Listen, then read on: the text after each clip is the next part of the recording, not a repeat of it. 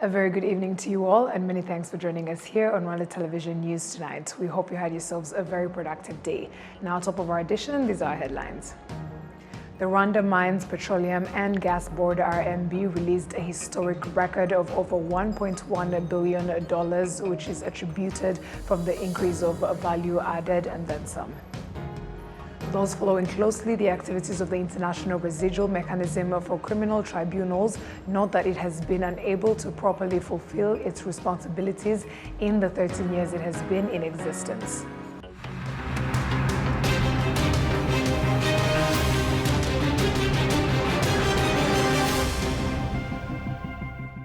We're very glad to have your company tonight, coming to you straight from the heart of Africa, Kigali. My name is Martina Abera.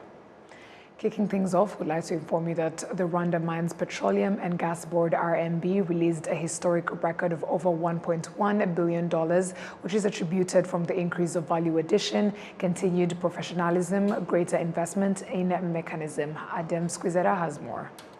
Rwanda's mineral exports rose to over $1.1 billion, up from $772 million in 2022, representing a growth of 43.0%. Rwanda Mines, Petroleum and Gas Board (RMB) attributes this growth to increased value addition, continued professionalization, greater investment in mechanization, and the strategic implementation of sustainable and responsible mining practices, as noted by the Deputy CEO, Ivan Twadishema. Of coltan, the raw material, if it's $45,000, the ton of tantalum extracted after processing is 4 times, is $150,000. So you understand the reason why we go value addition. That's the first parameter. The second parameter is mining professionalization, where now we started pushing companies to use engineers who are coming from university. Our university and IPRCs are now producing engineers, mining engineers, environmentalists, and other skills like geology. So that's also played a very big impact on what we are seeing. The other parameter is mechanization. You understand, when the companies start hiring people who went to school, they will no longer be using artisanal tools. Mineral export earnings for the fourth quarter of 2023, October to December, reached $252.99 million, marking a 34.9% increase compared to the same quarter in 2022, which were directly contributed by the large international market of exports. The large market for non-processed material is still Asia, China, Malaysia, Singapore. But for products out of factories like the gold refinery, the tin smelter, the coltan refinery, on that you can also add the cutting and polishing center for gemstone. So we are cutting and polishing stones and producing jewelries, necklaces, and other items. For those products, now the markets change. You can go to Belgium. We export to Belgium, Luxembourg, Netherlands, UAE, mainly for gold, and then also USA. So the market is diversified. Gold generated 1,015 kilograms, worth of $62.1 million in October, to a 1,320 kilograms, worth of $87.5 million in December. Here, Ivan Twadishema finds that the collaboration of African countries in the line of implementing the African Free Continental Trade can further improve the continent's export revenues as well as individuals in mining sector. If an African can travel here twice a week because it's shorter, imagine if you ask that person to deliver in China. He will deliver twice a month. And you know those traders, they make money on the volume and the rotation. So if that person finds an interest in supplying where he's making money, why would you think it's bad? We are now fighting to have a common market on the continent, making sure that Africans get their wealth. If those traders and suppliers have an interest, their own interest in supplying here.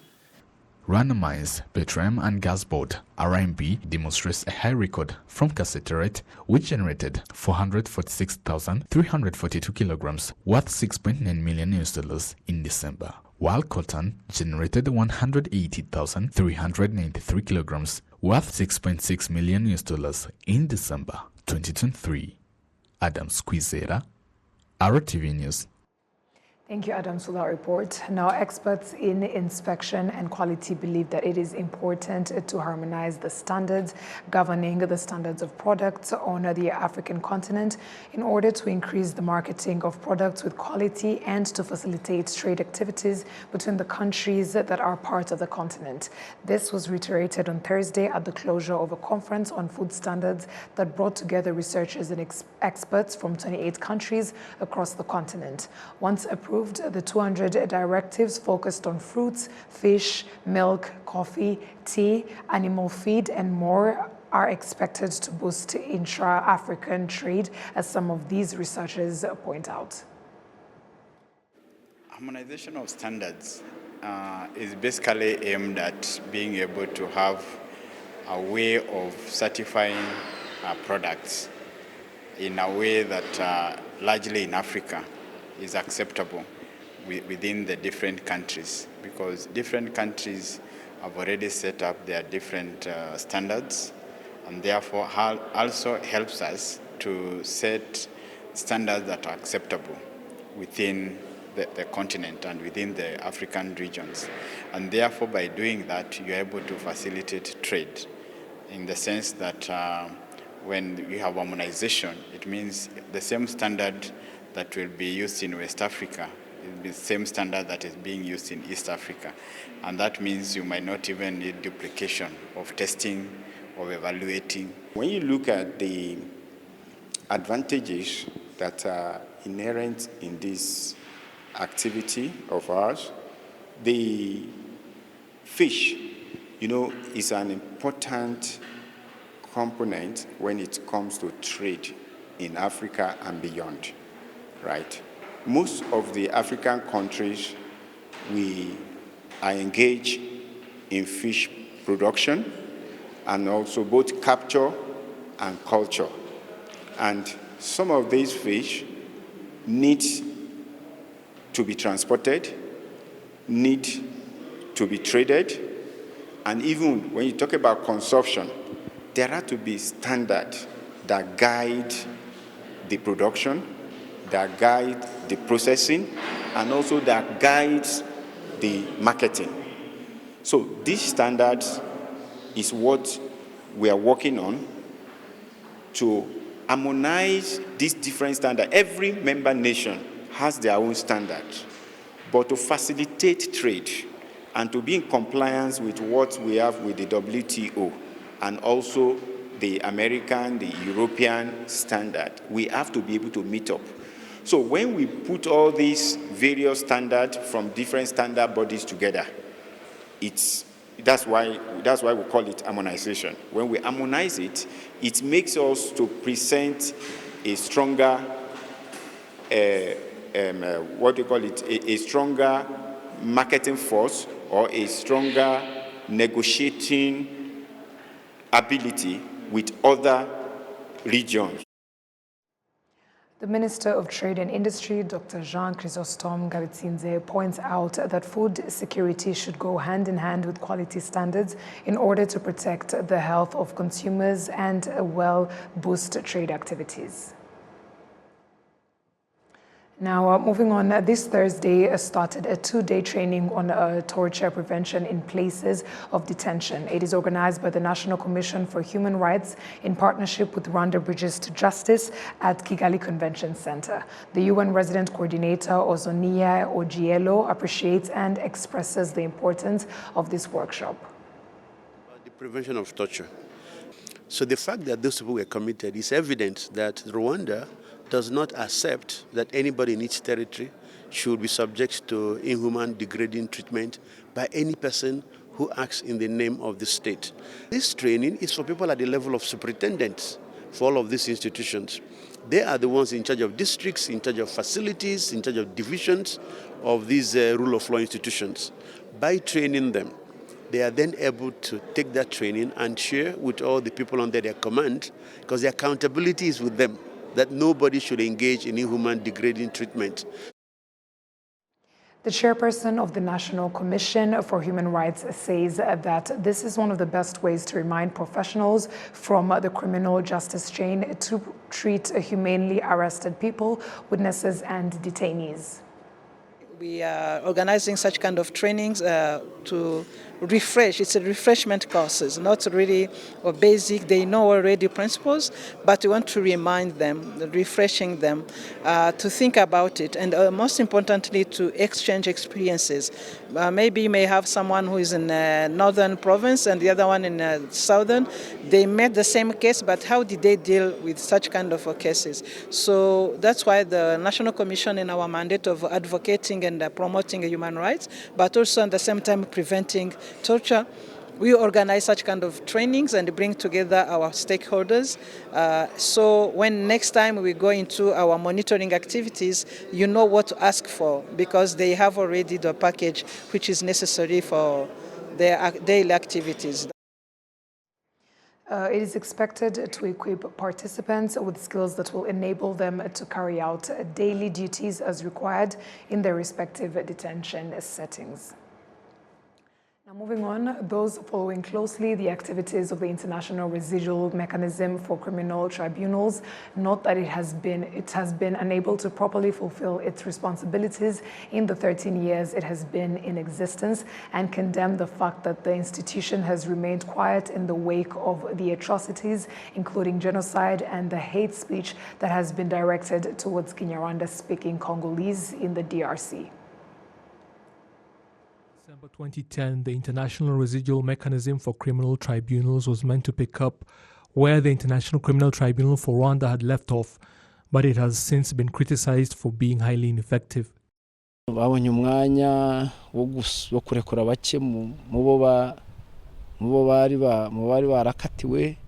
They seemed to find the time to release perpetrators among the few that had been convicted, but nothing was done for genocide survivors. Nothing of what was expected when it comes to assisting the country in terms of trying cases or the provision of resources. I saw nothing done. It seems that court is preoccupied with just the genocide perpetrators and resolving their problems, but there seems no thought whatsoever for genocide survivors, no legal or financial assistance or any other form of assistance for that matter. It is as if those people know nothing of the genocide. The complaints towards the mechanism are not limited to what happened in the past, however.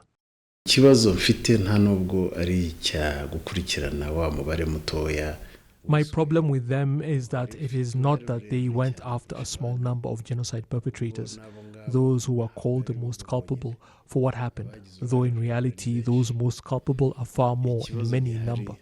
My problem with them is the fact that the mechanism has failed to follow up on the genocide currently taking place against Kinyarwanda-speaking people, which is why Rwanda is concerned. It is happening openly with the governments of neighboring countries involved. What sort of international mechanism is it if it cannot deal with such a serious problem?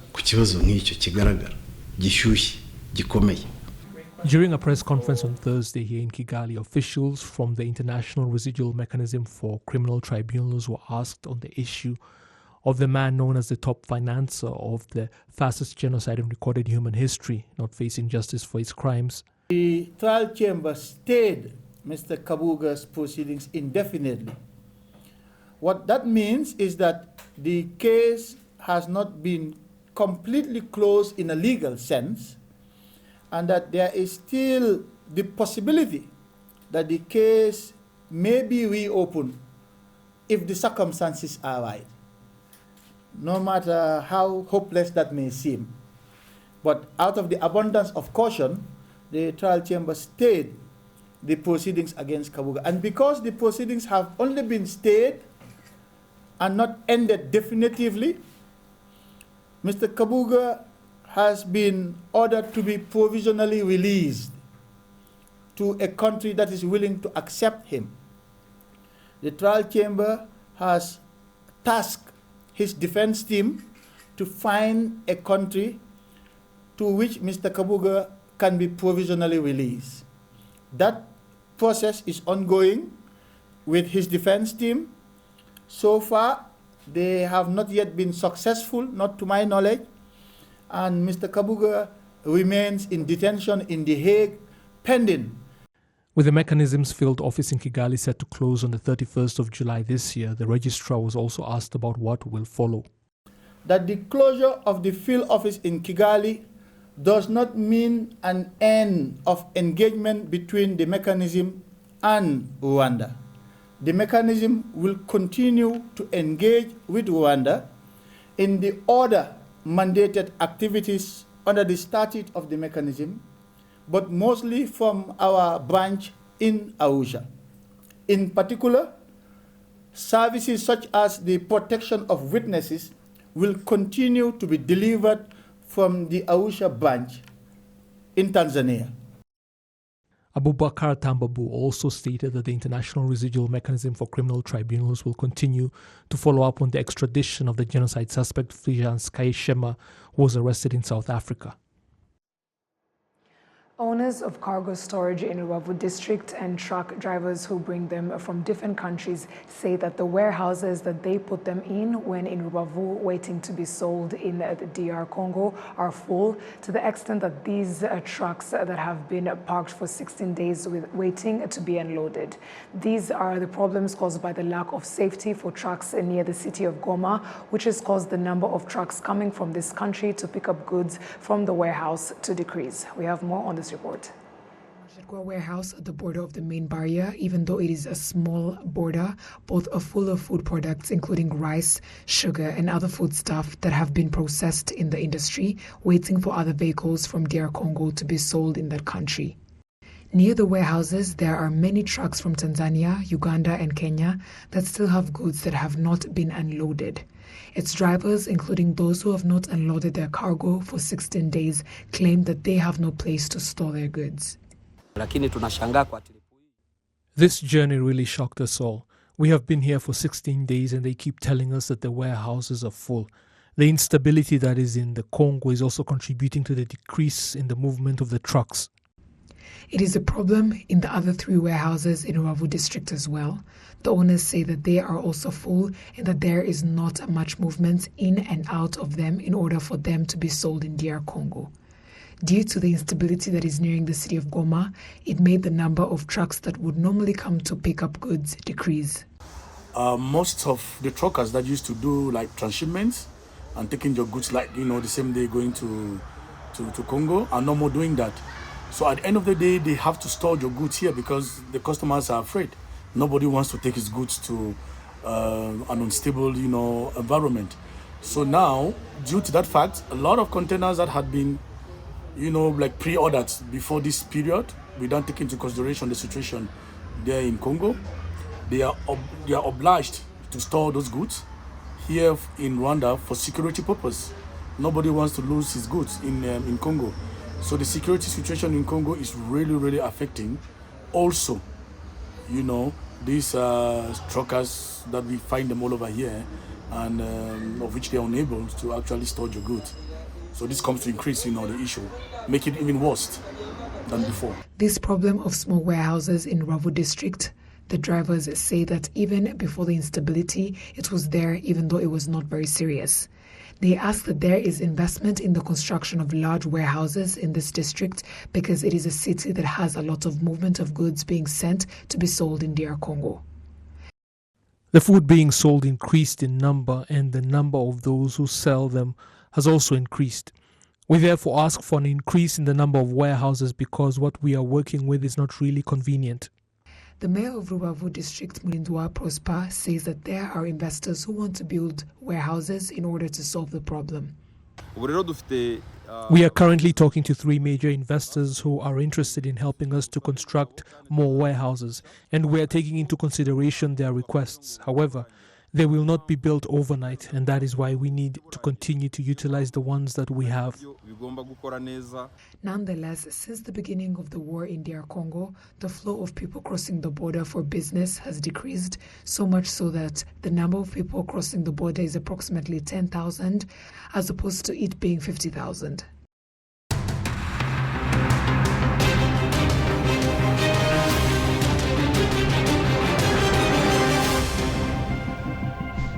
And on behalf of the news production team as well as the technical team, we'd like to thank you very much for sticking with us on RTV News. My name is Martina Avera. Stay safe and have a great night.